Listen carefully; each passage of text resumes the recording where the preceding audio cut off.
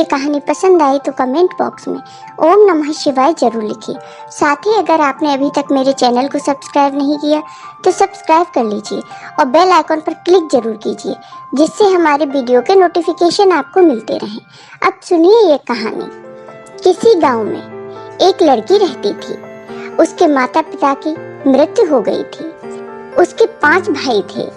वो सब लड़की से बड़े थे। लड़की सबसे छोटी थी। उसकी उम्र अभी 5 साल की थी। वह भगवान शिव की पूजा किया करती थी। वह रोज शिव जी की पूजा करती तो उसके भाई उसकी पूजा का सामान लाने में मदद करते थे। सभी भाई अपनी बहन को बहुत प्यार करते थे। उसके सभी भाइयों की शादी हो चुकी थी। धीरे धीरे लड़की अब बड़ी हो गई थी। धीरे धीरे भाइयों के बच्चे भी हो गए। अब उनकी बहन विवाह योग्य हो गई। एक दिन सभी भाई आपस में बातें करने लगे कि अब हमारा परिवार बड़ा हो गया है और बहन भी विवाह योग्य हो गई है। अब इतनी कमाई से कुछ नहीं होगा, तो चलो हम सब नौकरी करने शहर चलते हैं। लड़की के सब भाई कुछ दिनों बाद शहर चले गए। घर में उसकी भाभियां और बच्चे तथा वह लड़की रह जाती है। सावन का महीना आ गया तो लड़की भगवान शिव की नियम पूर्वक पूजा करती और सावन सोमवार का व्रत रखती थी। लेकिन लड़की का पूजा पाठ करना उसकी चारों भाभियों को पसंद नहीं था। वो चारों आपस में बात करती। ये सारे दिन पूजा पाठ किया करती है, कोई काम नहीं करती। अब इससे कहते हैं कि पूजा पाठ छोड़कर कुछ काम किया करो, नहीं तो तुम्हें खाना नहीं मिलेगा।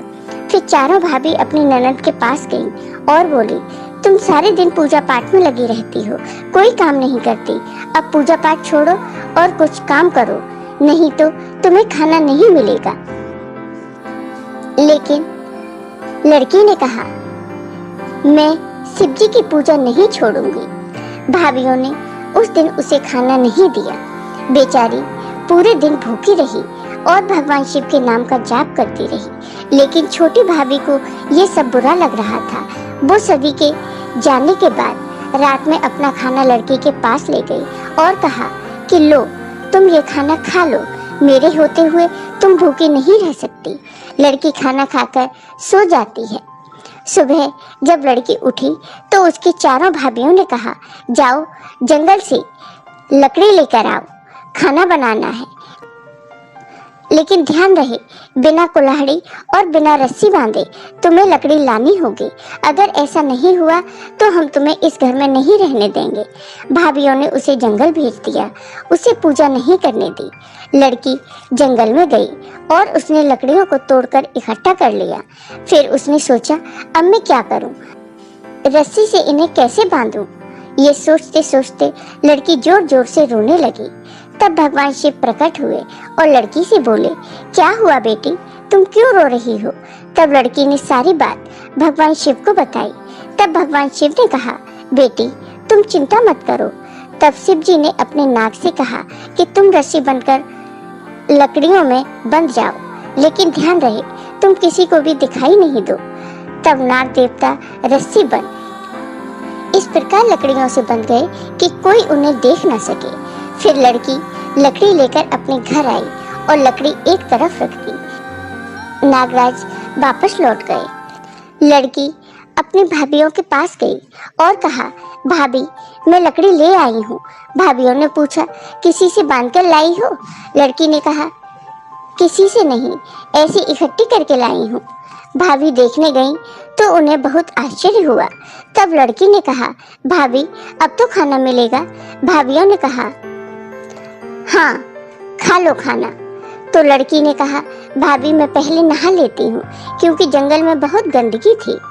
लड़की नहाने जाती है और चुपचाप लोटा में पानी लेकर शिव मंदिर जाती है और जल चढ़ाती है। वह कहती है, हे भगवान, अभी मेरे पास सिर्फ जल है। जब मेरे भैया आ जाएंगे तो मैं अच्छी तरह से पूजा करूंगी। जल चढ़ाकर लड़की जल्दी जल्दी घर आकर खाना खाकर सो जाती है। अगली सुबह फिर भाभियां उसे पूजा नहीं करने देती और लड़की के पास जाकर कहती हैं, जाओ ये धान कूटो और साफ करो, आज खीर बनानी है, लेकिन ध्यान रखना बिना ओखली के, बिना किसी चीज के साफ करने हैं। और हाँ, एक भी चावल कम नहीं होना चाहिए। अगर ऐसा हुआ तो तुम्हें भूखा ही रहना पड़ेगा। लड़की धान लेकर बाहर चली गई और बाहर बैठकर रोने लगी। तो भगवान शिव फिर प्रकट हुए और बोले, क्या हुआ बेटी? तो लड़की ने भगवान शिव को सारी बात बता दी। तब शिव जी ने कहा, कोई बात नहीं, हम तुम्हारी मदद कर देंगे। तब शिव जी की कृपा से बहुत सारी चिड़ियां आ गईं और कुछ ही समय में चावल साफ हो गए।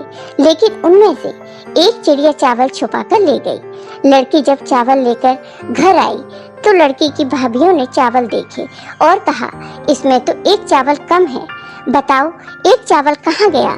बताओ, नहीं तो हम तुम्हें बहुत मारेंगे। लड़की ने कहा, भाभी इतने ही थे। तब भाभीियों ने कहा, नहीं, एक दाना कम है, जाओ लेकर आओ। लड़की फिर बाहर जाकर रोने लगी। भगवान शिव फिर आए और कहा, क्या बात है बेटी, अब क्या हुआ? तब लड़की ने कहा, चावल का एक दाना कम है, अगर वह नहीं मिला तो भाभीयां मुझे मारेंगी। तब भगवान शिव ने अपनी नाक से कहा, जाओ तुम उन चिड़ियों के पास और चावल लेकर आओ। भगवान शिव की आज्ञा से नाग उन चिड़ियों के पास जाते हैं और कहते हैं कि बताओ एक चावल किसने चुराया है, बताओ, नहीं तो मैं सबको खा जाऊंगा। तब डर के मारे वह चिड़िया आई और वो चावल नाग देवता को दे दिया। नाग देवता चावल लेकर भगवान शिव के पास आए। शिव जी ने वो चावल लड़की को दिया। लड़की ने चावल अपनी भाभी को दे दिया। भाभियां रोज उसे सताती और उसे पूजा करने नहीं देती थी। फिर एक दिन सावन का सोमवार आया तो लड़की ने व्रत रखा। लेकिन भाभियों को जब यह पता चला तो उन्होंने लड़की को एक काला कंबल दिया और कहा, जाओ इसे धोकर लाओ, और हाँ, ये काला नहीं रहना चाहिए, इसे सही से साफ करना। लड़की कंबल लेकर कुएं पर गई और वहां बैठकर वह रोने लगी। सावन का महीना था, रक्षाबंधन का त्योहार आने वाला था। तो छुट्टी लेकर उसके भाई उसी रास्ते से आ रहे थे। जब भाइयों ने रोने की आवाज सुनी तो कहा, ये तो हमारी बहन की आवाज है।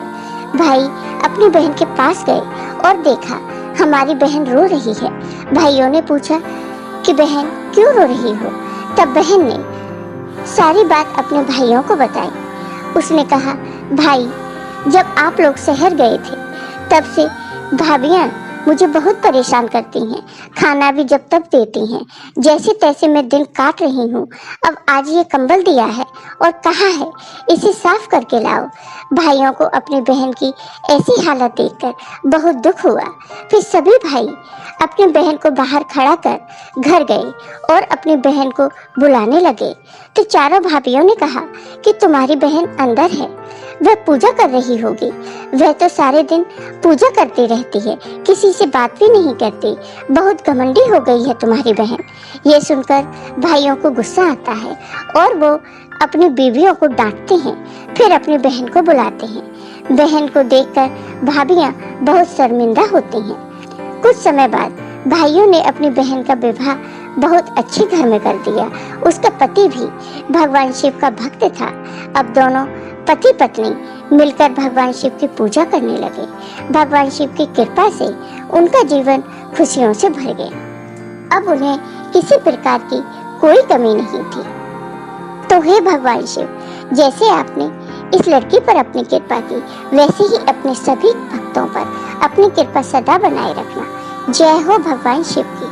आपको ये वीडियो पसंद आया हो तो कमेंट बॉक्स में कमेंट करके जरूर बताइए। साथ ही मेरे वीडियो को ज़्यादा से ज़्यादा शेयर करिए। धन्यवाद दोस्तों।